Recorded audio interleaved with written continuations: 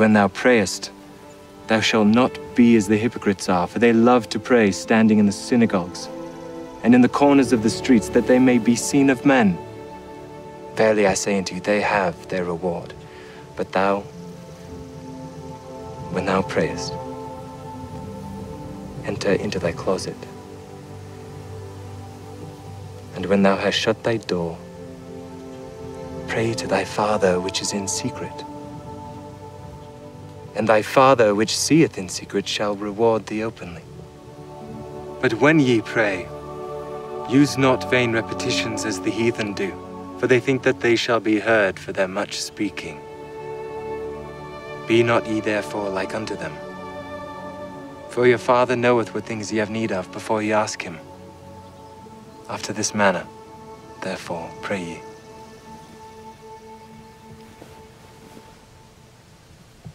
Our Father, which art in heaven,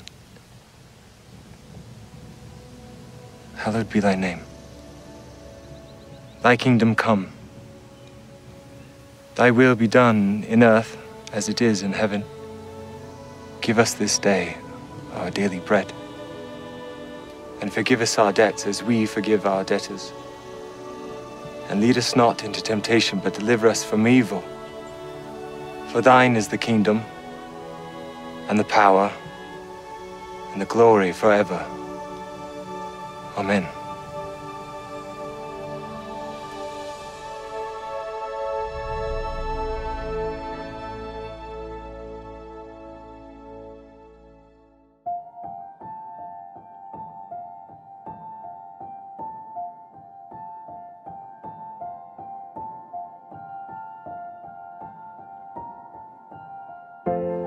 Have tasted and seen, yet questioned it all, still you remain. Chased empty dreams, ran from your call, and turned back again. There's no other treasure on earth that amounts to your love, and I know, even if everything I know is taken away, I won't lose hope. I'll cling to the one who won't let go.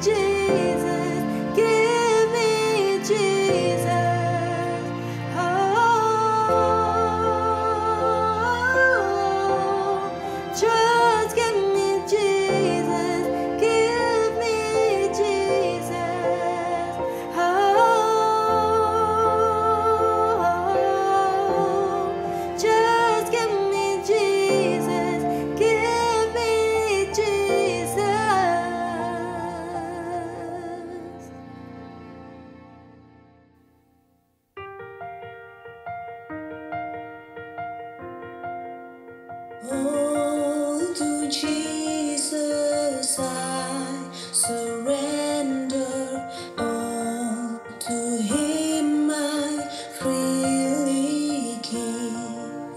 I will ever love and trust Him in His presence daily live. All to Jesus I surrender, humbly at His feet I bow. Worldly pleasures all forsaken, take me, Jesus, take me now. All I am, all I have, I give it back to you. Every breath, every step, I surrender all. All to Jesus I surrender, make me Savior, holy thine. Let me feel the Holy Spirit, truly know that Thou art mine. All I am, all I have, I give it back to you. Every breath, every step, I surrender all. I surrender all. I surrender all to Thee, my blessed Savior. I surrender all I am. All I have, I give it back to you. Every breath and every step, I surrender all.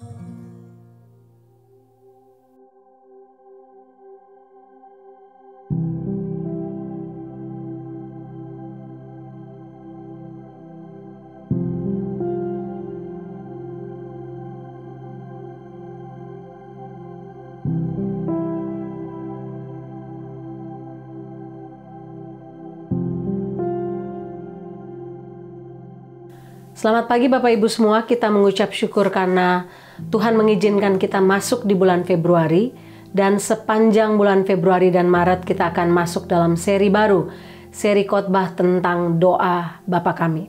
Hari ini saya akan mulai seri khotbah kita tentang Bapa Kami, sebutan pertama, Bapa Kami yang di surga. Mari kita berdoa sebelum kita mendengarkan kebenaran firman Tuhan. Bapa dalam surga, kami mengucap syukur untuk kesempatan membaca, merenungkan kebenaran firman-Mu, dan kami berdoa supaya sepanjang bulan Februari Maret kami belajar lagi kebenaran yang mendalam tentang doa Bapa kami. Kami tidak hanya sekedar menyebutkannya, menghafalkannya, tapi kami sungguh-sungguh tahu apa arti dan maknanya. Hamba berdoa supaya hari ini topik tentang Bapa kami yang di surga sungguh menjadi berkat untuk hamba dan menjadi berkat untuk semua Bapak Ibu yang mendengarkan ibadah, mendengarkan khotbah hari ini. Dalam nama Tuhan Yesus. Amin.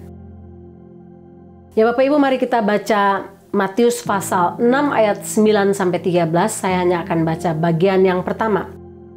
Karena itu berdoalah demikian, Bapa kami yang di surga. Saya membaca sebuah kisah yang terjadi tahun 1965, winter 1965, ketika sepasang suami istri yang sudah berusaha untuk mendapatkan anak tidak berhasil mendapatkan anak. Mereka memutuskan untuk mengadopsi anak melalui yayasan LLS dari gereja Lutheran. Dan pasangan ini berhasil mendapatkan anak yang mereka idam-idamkan. Mereka mendapat seorang anak perempuan yang diberi nama Lori. Lori kemudian bertumbuh, besar, menikah, dan dari hasil pernikahannya Lori memiliki 3 anak. Sesudah usianya sekitar 50 tahun, Lori memutuskan untuk mencari tahu siapa orang tua kandungnya. Bapak Ibu, ketika dia berusaha untuk mencari orang tua kandungnya, dia menghubungi LLS, yayasan yang sebelumnya menolong proses adopsi dia 50 tahun lalu. Singkat cerita, dia berhasil bertemu dengan kedua orang tua biologiknya, dan ini merupakan kerinduan yang sudah dia pendam sekian lama untuk mengenal, mengetahui siapa orang tuanya. Bapak Ibu, apa yang dilakukan Lori ini seharusnya menjadi sesuatu yang merupakan bagian hidup orang percaya. Ketika kita ingin mengenal, mencari tahu siapa Bapa kita di surga. Dan inilah yang dituliskan oleh Alkitab, khususnya Matius pasal 6 ayat 9-13. Ketika kita belajar doa Bapa kami. Sayangnya banyak orang Kristen kita mengaku Kristen. Kita dibaptis. Tapi kita tidak punya kerinduan sama sekali untuk menjalin hubungan kita dengan Bapa di surga. Kita asing untuk berbicara dengan orang yang kita sebut Bapa kita sendiri. Itulah sebabnya Tuhan Yesus mengingatkan dalam Matius pasal 7 ayat 23, bagaimana apa yang akan terjadi pada masa-masa akhir. Matius pasal 7 ayat 23 menuliskan, pada waktu itulah aku akan berterus terang kepada mereka dan berkata, aku tidak pernah mengenal kamu. Hanyalah daripadaku kamu sekalian pembuat kejahatan. Aku tidak pernah mengenal kamu. Bayangin, 2 kali disebutkan, aku tidak pernah mengenal kamu. Mengapa Bapak Ibu? Karena kekristenan tidak berbicara berapa kali kita ke gereja. Berapa banyak aktivitas kekristenan kita. Berapa banyak kita menyumbangkan dan memberikan persepuluhan. Dan berapa banyak kita melayani. Tidak sama sekali. Kekristenan bicara soal relasi antara kita dengan Bapa kita yang di sorga. Relasi yang intim, relasi yang dibangun untuk belajar mengenal Bapa kita di surga. Belajar mengenal Bapa kita di surga ini salah satunya adalah melalui doa. Day by day. Ketika kita masuk dalam doa, disitulah kita belajar mengenal hati Bapa. Ketika kita meluangkan waktu untuk membaca kebenaran firman Tuhan, kita meluangkan waktu untuk mengenal siapa Bapa kita. Mengenal isi hati Bapa kita di surga. Sehingga itulah doa. Doa artinya kita berbicara kepada pencipta kita, yang adalah Bapa kita. Ketika kita berdoa, kita sadar bahwa kita membutuhkan pihak lain. Manusia selalu mencari pihak yang tidak terbatas. Yang tak terbatas, dan siapa yang tidak terbatas itu? Nggak ada lain, Tuhan. Kita semua terbatas oleh ruang, oleh waktu. Kita semua dapat mati. Manusia berdoa karena manusia butuh sesuatu. Dan manusia tidak datang kepada manusia lain. Kenapa? Karena manusia lain terbatas. Manusia tahu bahwa Allah tidak terbatas. Karena itu kita berdoa kepada Dia yang tidak terbatas. Sehingga Bapak Ibu melalui seri doa Bapa kami, Tuhan Yesus ingin mengajarkan kita cara berdoa yang benar. Cara membangun relasi yang benar. Cara mengenal Allah dengan benar. Cara berbicara kepada Tuhan dengan cara yang benar. Sesuai dengan kehendak Dia. Sehingga seri yang pertama ini Bapa kami yang di surga, saya akan bagi dalam 2 bagian. Yang pertama adalah kata Bapa kami. Kata Bapa kami, ketika Yesus meminta kita membuka doa kita dengan kata Bapa kami, ini merupakan hal yang terpenting dalam kekristenan. Karena itulah identitas sejati kita di dalam Kristus. Ketika kita menyebut Bapa kami, ini menjadi pengingat bagi kita bahwa setiap kali kita masuk dalam ruang doa, kita masuk dalam doa, kita layak masuk dalam doa di hadirat Allah karena kita punya identitas diri yang jelas. Kita bukan sembarang orang. Saya dan semua orang percaya di seluruh dunia, dalam segala masa, dalam segala zaman, kita adalah anak-anak Allah Bapa kita di surga. Sehingga kata Bapa kami ini menunjukkan relasi kita dengan Bapa kita di surga. Sama seperti dalam gambaran tentang Allah Tritunggal. Ada Allah Bapa, Allah Anak, Allah Roh Kudus. Bapak Ibu, memang waktu Tuhan Yesus menyampaikan kebenaran tentang doa Bapa kami ini, menyebut Bapa kami yang di surga, hal ini sangat membuat orang Yahudi marah. Membuat mereka sangat kesal dengan Tuhan Yesus karena bagaimana mungkin kamu menyebut Allah Yahweh, Allah yang begitu hormat, begitu tinggi, begitu luar biasa, dan boleh dikatakan dianggap jauh oleh mereka dengan sebutan Bapa. Ini merupakan sesuatu penghinaan, sesuatu hal yang merendahkan. Karena itu pengajaran Tuhan Yesus tentang doa Bapa kami menemplak pipi orang Farisi dan ahli Taurat. Tapi Tuhan Yesus tentu tahu pikiran mereka. Tuhan Yesus mau mengajarkan apa yang tidak mereka pikirkan dan tidak mereka ketahui. Itulah apa? Relasi baru antara Allah yang kudus dan manusia yang berdosa. Dengan panggilan baru, Bapa kami. Melalui kata Bapa kami, Tuhan Yesus paling tidak mengajarkan kita 3 hal. Yang pertama, Tuhan Yesus sedang mengajarkan bahwa kita memiliki relasi baru. Yaitu apa? Relasi Bapa dan anak. Mengapa demikian Bapak Ibu? Kita tahu sejak manusia jatuh dalam dosa, sejak Adam dan Hawa jatuh dalam dosa, manusia menjadi musuh Allah. Manusia menjadi budak dosa. Itulah status kita, itulah identitas kita. Kita adalah manusia berdosa, kita adalah musuh Allah, kita adalah budak dari dosa. Sehingga ketika kita menjadi anak-anak Allah, status kita berubah, relasi baru terjadi, relasi Bapa dan anak. Yohanes 1 ayat 12 katakan, tetapi semua orang yang apa? Menerimanya, diberinya kuasa, supaya menjadi anak-anak Allah, yaitu mereka yang percaya dalam namanya. Kita menjadi anak-anak Allah ketika kita menerima Dia sebagai Tuhan dan Juru Selamat. Sehingga ini adalah hal yang sangat penting. Ketika kita menyebut diri kita orang percaya, oh aku udah born again, aku sudah lahir baru, aku sudah hidup dalam Tuhan, aku sudah menjadi Kristen. Bapak Ibu, pertanyaannya adalah, apakah kita punya relasi baru ini dengan Tuhan? Apakah relasi baru ini terrefleksi dalam hubungan kita dengan Tuhan? Apakah kita mencari Tuhan sebagai Bapa kita? Karena sekali lagi, kekristenan bukan sekedar religion. Kekristenan adalah relasi antara bapa dan anak. Relasi antara pengantin laki-laki dan perempuan. Relasi antara sahabat. Dan hari ini saya bicara soal relasi seorang bapa dan seorang anak. Kekristenan tidak berfokus kepada kegiatan, kepada perbuatan baik yang bisa menyelamatkan, kepada semua ritual. Karena semua itu sudah dipenuhi dalam diri Yesus Kristus. Jadi yang terpenting adalah menjalin hubungan baru dengan Tuhan tiap-tiap hari. Menjalin hubungan baru dengan Bapa kita tiap-tiap hari melalui doa. Melalui membaca dan merenungkan kebenaran firman-Nya. Melalui mentaati apa yang kita baca dan kita renungkan. Percuma kita katakan, oh aku udah born again. Tapi kita tidak punya relasi dengan Bapa kita di surga. Percuma saya sebut, oh saya anaknya Nikolaus Latumahina. Tapi saya tidak punya relasi apapun dengan dia. Sama dengan Bapa di surga. Dalam hubungan ayah dan anak ini, kita menyebut Bapa di dunia Aba, Bapa, Papa, Papi, apapun. Kita memiliki hubungan khusus dengan ayah kita yang ada dalam dunia. Ayah kita yang ada dalam dunia menyediakan kebutuhan kita. Kita tidak hanya sekedar, Bapak saya tahu kebutuhan saya, Bapak saya akan memberikan. Tidak, Bapak Ibu.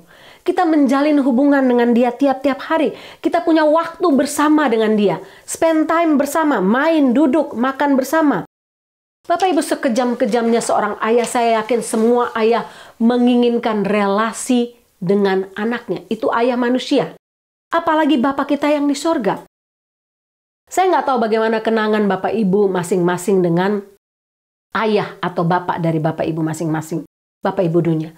Tapi waktu kecil saya ingat bagaimana tiap weekend bapak saya membawa kami ke luar kota untuk mancing bersama, mandi sungai bersama, duduk main gitar bersama, khususnya kalau mati lampu, main gitar bersama dan menyanyi bersama.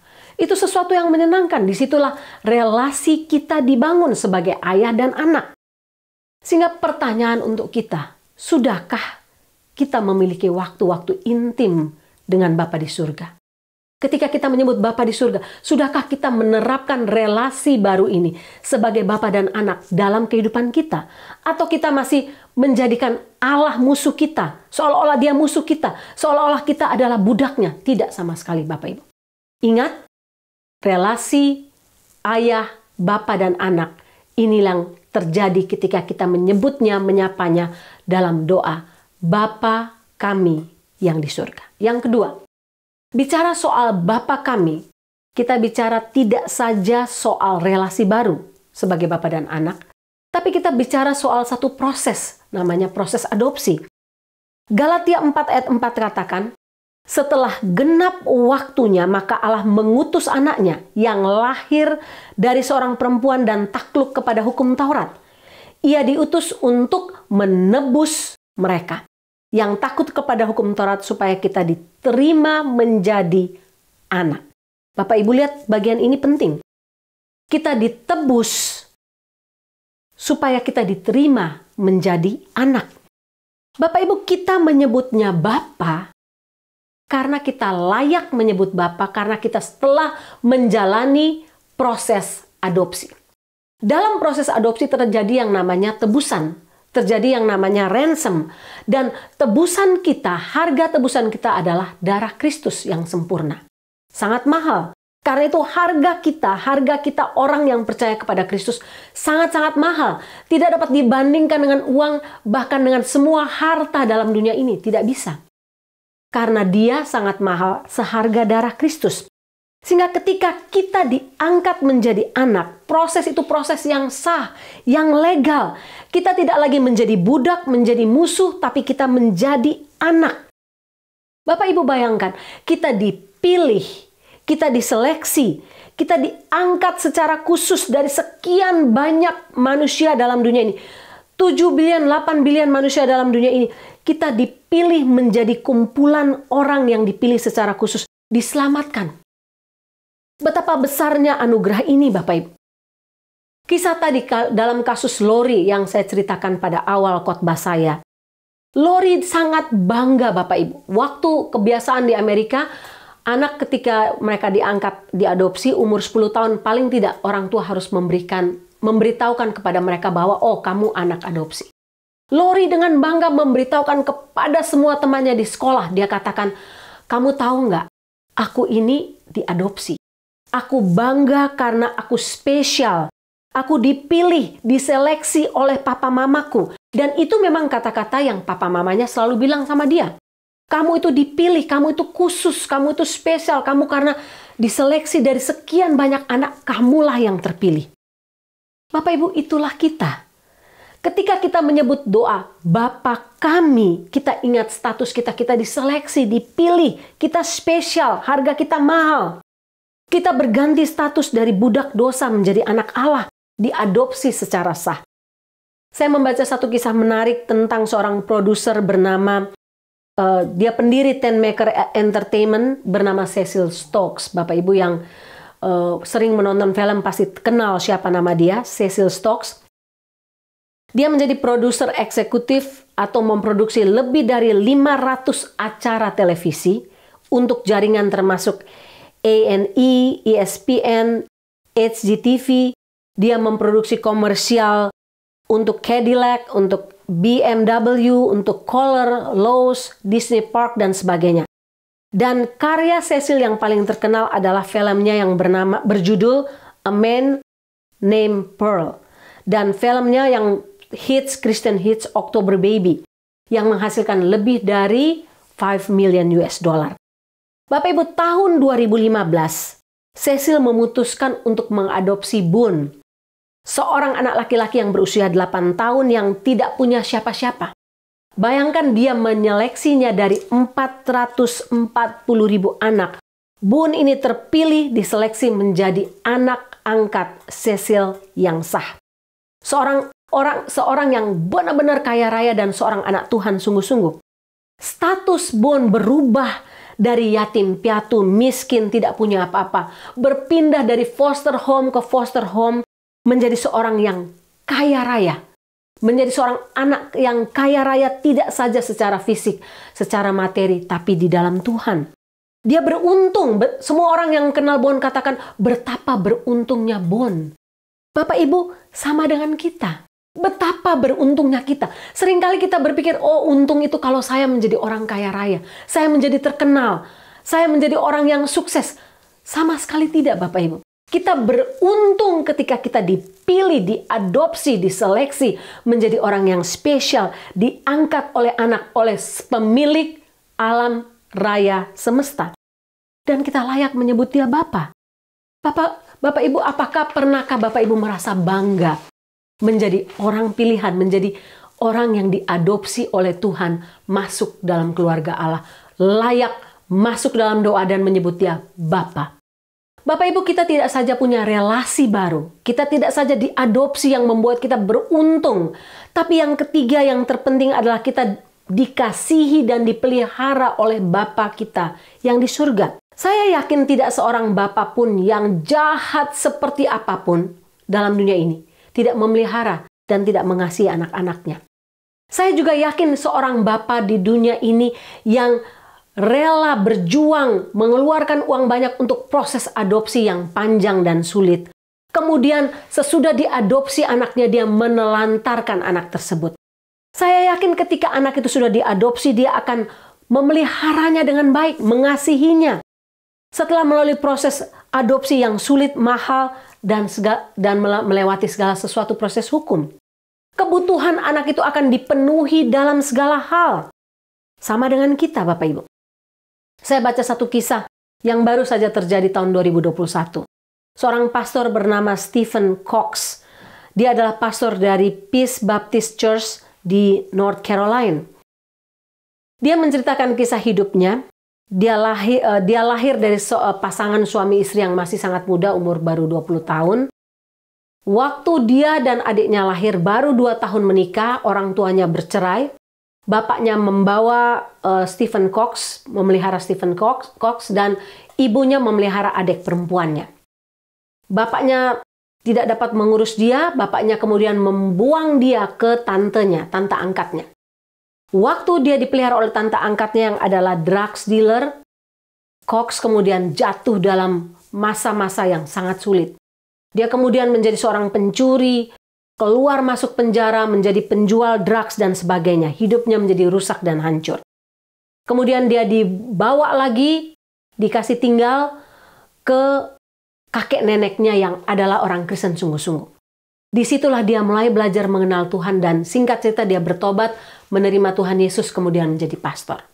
Sesudah dia menjadi pastor, dia bertemu kembali dengan orang tuanya, melayani kedua orang tuanya. Orang tuanya kemudian bertobat menerima Tuhan Yesus tahun 2014. Tahun 2021 Pastor Cox membaptis kedua orang tuanya, menerima Tuhan Yesus. Secara khusus bapaknya menerima Tuhan Yesus sebagai Tuhan dan Juru Selamat. Dia katakan, bertahun-tahun saya berjuang untuk mengampuni kedua orang tua saya. Karena bagi saya mereka abandon saya, membuang saya. Saya benar-benar sakit hati kepada mereka. Tapi sesudah mengenal orang tua saya, ternyata tidak demikian. Orang tua saya memang membuang saya, tapi mereka ternyata adalah orang tua yang baik, yang penuh kasih sayang, penuh perhatian. Bapak Ibu, itu Bapa di dunia. Bapa di dunia sejahat-jahatnya masih bisa mungkin membuang kita, tapi mereka punya hati yang baik sebenarnya dalam hati mereka. Punya kasih sayang. Betul seperti kata yang dikatakan oleh Tuhan Yesus dalam Matius pasal 7 ayat 9. Tuhan Yesus katakan, adakah seorang daripadamu yang memberi batu kepada anaknya jika ia meminta roti? Atau memberi ular jika ia meminta ikan?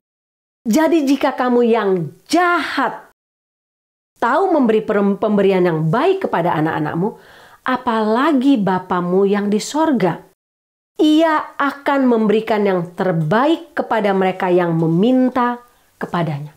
Bapak Ibu lihat, Tuhan Yesus memberikan comparison antara bapa di dunia yang jahat. Bagaimana bapa di dunia yang jahat, yang berdosa, yang penuh keterbatasan, penuh kekurangan, masih bisa tidak memberi batu kepada anaknya yang meminta roti, tidak memberi ular kepada anaknya yang minta ikan. Apalagi Bapa kita di surga. Dia mengadopsi kita. Dia memilih kita. Dia akan memelihara dan mengasihi kita. Ini merupakan jaminan bagi kita. Bapak Ibu, apa artinya ketika kita menyebut Bapa kami yang di sorga dalam doa kita? Artinya tidak ada yang perlu kita khawatirkan dalam hidup kita. Kita cemaskan, ragukan, karena Bapa kita akan memelihara dan menyediakan semua yang kita butuhkan. Kalau kita ragu, kita cemas, kita khawatir, sebenarnya kita sedang meragukan kebaikan Bapa di surga. Kita sedang meragukan kebaikan kasih-Nya, pemeliharaannya, dan proses Dia yang sudah mati di kayu salib mengadopsi kita. Bapak Ibu bayangkan, Bapa di surga itu sampai rela mengutus anaknya yang tunggal demi keselamatan kita. Bagaimana mungkin kalau Dia mengutus anaknya yang tunggal, bagaimana mungkin Dia tidak memelihara kita dan mengasihi kita dengan sempurna? Ketika Bond diangkat menjadi anaknya Cecil Stokes, seorang produser yang kaya raya, hidup Bond menjadi aman. Dia tahu bahwa bapaknya yang bernama Cecil itu akan memelihara hidup dia, mengasihi dia dengan sungguh-sungguh, menyediakan semua yang dia perlukan. Dia tidak takut akan masa depannya. Sebagai anak dia berhak untuk menerima warisan orang tuanya. Sama seperti kita Bapak Ibu. Kalau Cecil Stokes sanggup mengasihi dan memelihara Bond yang baru dikenalnya pada waktu Bond itu berusia 8 tahun, apalagi Bapa kita di surga. Dia mengenal kita bahkan sebelum dunia ini dijadikan. Bapak Ibu bisa bayangkan. Seorang anak manusia bisa mengasihi anak yang baru dikenalnya. Bapa itu baru mengenal anak itu pada waktu usia 8 tahun. Bagaimana mungkin Bapa di surga yang mengenal kita sebelum dunia dijadikan, memilih kita sebelum dunia dijadikan, tidak mengasihi dan memelihara kita? Pertanyaannya untuk kita, apa yang kita ragukan? Apa yang kita khawatirkan? Apa yang kita cemaskan? Berdoalah Bapa kami yang di sorga. Saya baca satu kesaksian tentang seorang worship leader yang mengikuti KKR panjang, kebaktian kebangunan rohani, beberapa hari dengan pendetanya. Satu kali pendetanya katakan kepada worship leader ini, saya nggak akan buat tantangan, tapi kamu yang buat tantangan. Jadi worship leader ini buat tantangan. Waktu dia buat tantangan buat altar call, seorang ibu dan sepasang suami istri maju, dan ibu ini katakan kepada dia, Tuhan bilang, kamu harus memberi sesuatu untuk saya, mengatakan sesuatu untuk saya. Worship leader ini kaget karena dia pikir, dari mana kemana ibu ini bisa bilang begitu? Kamu harus mengatakan sesuatu. Dalam hatinya dia berdoa, Tuhan tolong saya.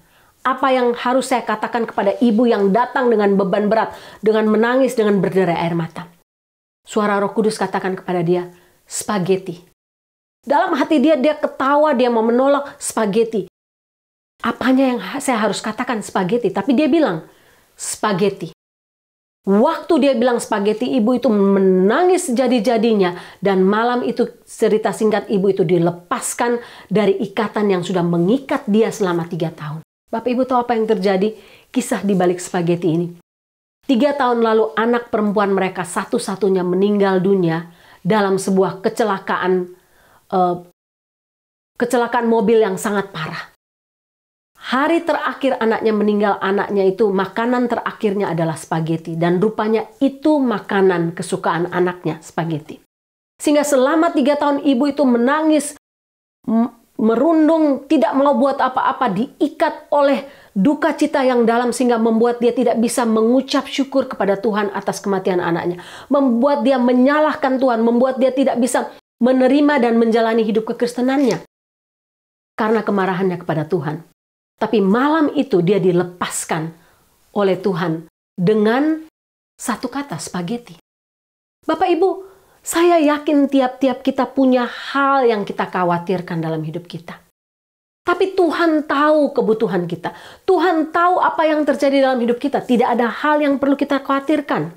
Kalau Dia adalah Yesus Kristus yang mati bagi kita, Dia akan menyediakan, mengasihi kita, memelihara semua yang kita butuhkan. Sehingga tidak ada yang perlu kita khawatirkan. Yang berikut dari bagian ini saya nggak akan membahas banyak, tapi kata kami. Kata kami dalam bagian Bapa kami, ini mengajarkan kepada kita.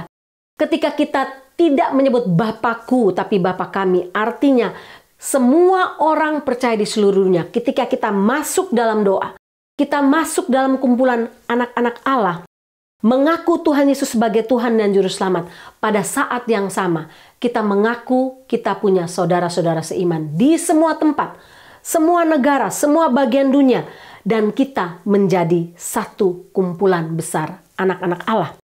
Dari berbagai bahasa, kaum, bangsa, negara, kita punya satu Bapa. Itulah Bapa kita yang kita kenal dalam anaknya, Yesus Kristus, yang bertahta dalam kerajaan sorga. Yang kedua, Bapa kami. Yang kedua, yang di dalam sorga. Ketika kita menyebut Bapa kami yang di dalam sorga, ada dua hal kata di dalam sorga. Yang pertama, tempat kediaman Bapa kita adalah di surga. Bapa kita berdiam di surga. Itu berarti rumah Bapa kita adalah rumah kita. Ketika kita bilang Bapa kami yang di surga, kita sedang berada di bumi. Dia adalah Allah yang tinggi, Dia tinggal di surga, kita di bumi. Dia tinggi, kita rendah. Dia punya kuasa, kita tidak punya kuasa. Karena itu walaupun kita menyebut kata Bapa, tetap kita harus masuk dalam hadirat Tuhan, dalam doa, dengan rasa hormat kepada Dia. Kita masuk dengan rasa kagum, rasa hormat kepada Dia karena Dia diam di surga. Ketika kita memuji, menyembah Dia, memuliakan Dia, kita sedang memuliakan Allah Bapa kita yang tidak ada dalam dunia ini, tapi berdiam di tempat yang maha tinggi, yang memiliki kuasa yang tidak terbatas. Tapi poin ini juga berbicara kepada kita sebagai seorang anak. Jangan menancapkan kaki kita dalam dunia ini. Karena apa? Dunia ini bukan rumah kita. Kita hanya musafir, kita hanya perantau. Dunia ini bukanlah tujuan akhir hidup kita. Sehingga jangan pernah menancapkan hati pikiran kita dalam dunia ini. Kepada apa yang disukai dunia ini, kepada apa yang disukai dan dicari, dikejar oleh bangsa-bangsa dunia ini yang tidak mengenal Allah. Karena apa? Rumah kita di surga. Yang kedua, ketika kita bicara soal di surga, kita bicara soal ahli waris. Perkataan Bapa kami yang di surga mengajarkan satu sikap yang harusnya mendarah daging dalam hidup orang percaya. Yaitu apa? Kita adalah ahli waris kerajaan surga. Harta kita bukan di dunia ini. Kita mencari pekerjaan, kita bekerja, kita mencari nafkah untuk kita hidup secukupnya dalam dunia ini. Tapi harta yang harus kita kejar adalah harta surgawi. Dan kita menerima warisan surgawi dalam kerajaan surga bersama dengan seluruh orang percaya di seluruh dunia. Sehingga Tuhan Yesus selalu katakan, jangan tancapkan hatimu di sini, arahkan hatimu kepada yang di atas. Kumpulkan bagimu harta di surga, karena memang Bapa kita berdiam di surga. Kesanalah kita akan pergi dan menerima warisan surgawi. Ingat, rumah dunia ini bukan rumah kita. Saya menutup bagian ini dengan sebuah kisah tentang seorang ayah yang kaya raya. Dia punya seorang anak laki-laki yang sangat dikasihinya. Apa saja yang diinginkan oleh anak ini diberikan oleh ayah ini. Suatu kali ayah ini mengajak anak ini ke sebuah desa miskin untuk tinggal spend time 1 hari bersama dengan keluarga miskin ini untuk menunjukkan betapa kayanya mereka dan betapa miskinnya keluarga petani yang mereka akan pergi. Sesudah perjalanan panjang 1 hari, dia main, makan bersama dengan keluarga ini. Dalam perjalanan pulang kembali ke rumahnya, ayah yang kaya raya ini bertanya kepada anaknya, "Nak, apa yang kamu belajar dari pelajaran hari ini?"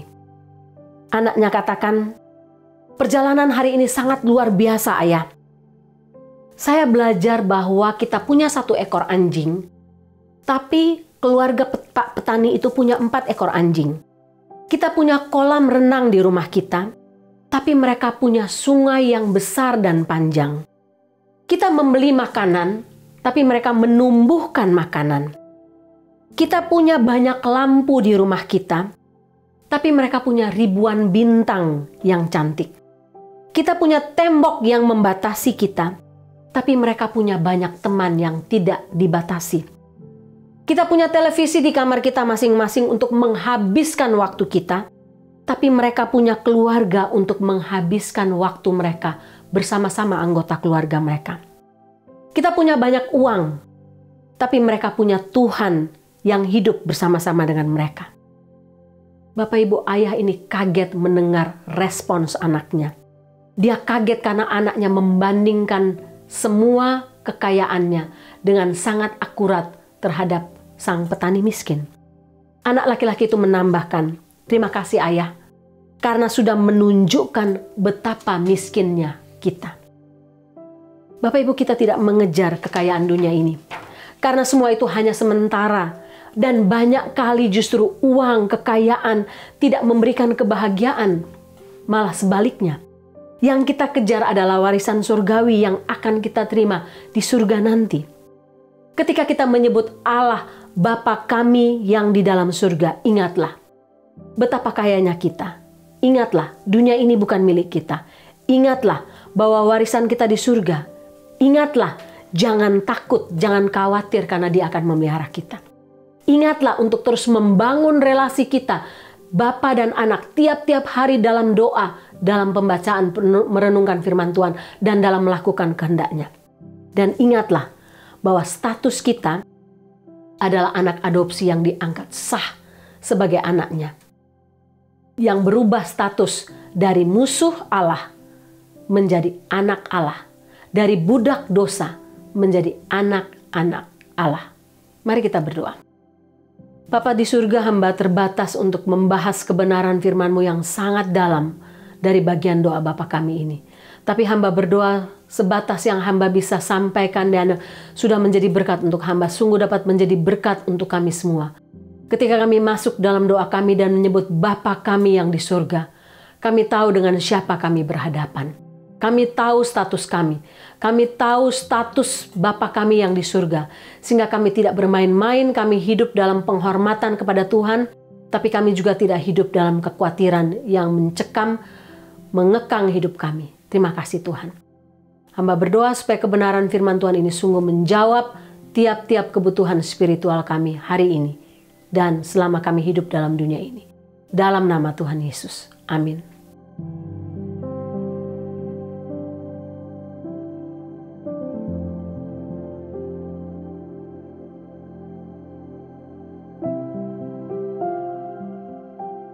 Bapak Ibu, kita akan merayakan perjamuan kudus hari ini, dan setiap kali kita merayakan perjamuan kudus, kita merayakan kasih Bapa di surga yang telah mengutus anaknya yang tunggal mati menggantikan kita di atas kayu salib. Dan ketika mereka sedang makan, Yesus mengambil roti, mengucap berkat dan memecah-mecahkannya, lalu memberikannya kepada murid-muridnya dan berkata, "Ambillah, makanlah, inilah tubuhku." Mari kita makan roti ini bersama-sama.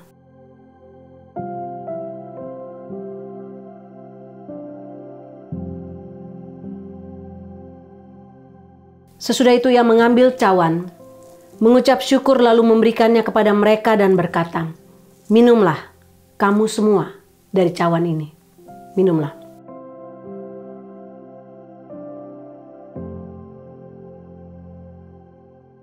Mari kita berdoa. Bapa dalam surga, kami tidak henti-hentinya mengucap syukur untuk karya salib-Mu. Mengucap syukur untuk apa yang Kau buat bagi kami 2000 tahun yang lalu. Yang mengubah hidup kami dari gelap masuk ke dalam terang. Dari musuh Allah menjadi anak-anak Bapa di surga. Hamba berdoa supaya tiap kali kami merayakan perjamuan kudus, kami kembali mengingat kebaikan Tuhan, kasih Tuhan yang tidak berkesudahan atas hidup kami. Terima kasih Tuhan. Dalam nama Tuhan Yesus. Amin.